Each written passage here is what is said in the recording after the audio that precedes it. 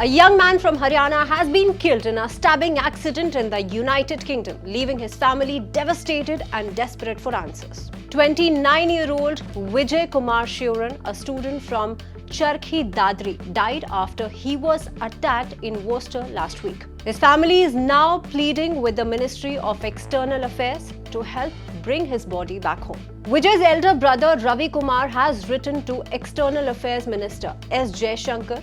In his letter dated November 26, he has asked for urgent assistance in the repatriation of Vijay's remains. The family wants the Indian High Commission in London to step in and provide full support so the last rites can be performed in their village. Ravi wrote that Vijay was tragically murdered on November 25. Vijay was studying management at the University of the West of England in Bristol. Before leaving for the UK earlier this year, he had worked as an officer in the Excise and Customs Department in Kochi.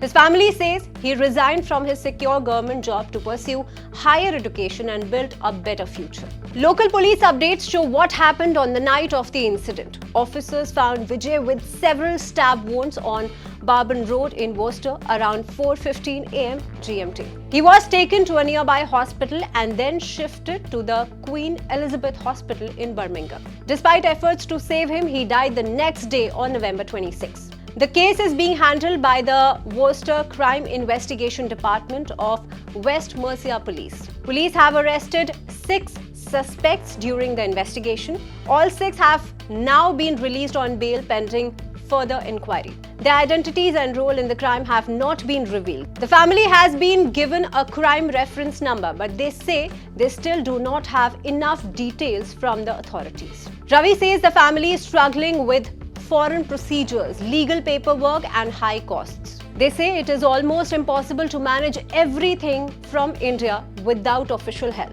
They are asking the MEA to coordinate with British authorities, speed up the documentation and arrange transport of Vijay's body. Speaking to the media, Ravi said the family has 2 simple demands. First, they want Vijay's body returned to India as soon as possible. Second, they want justice. They fear that if the issue is not raised strongly, the people responsible for Vijay's death may escape the law.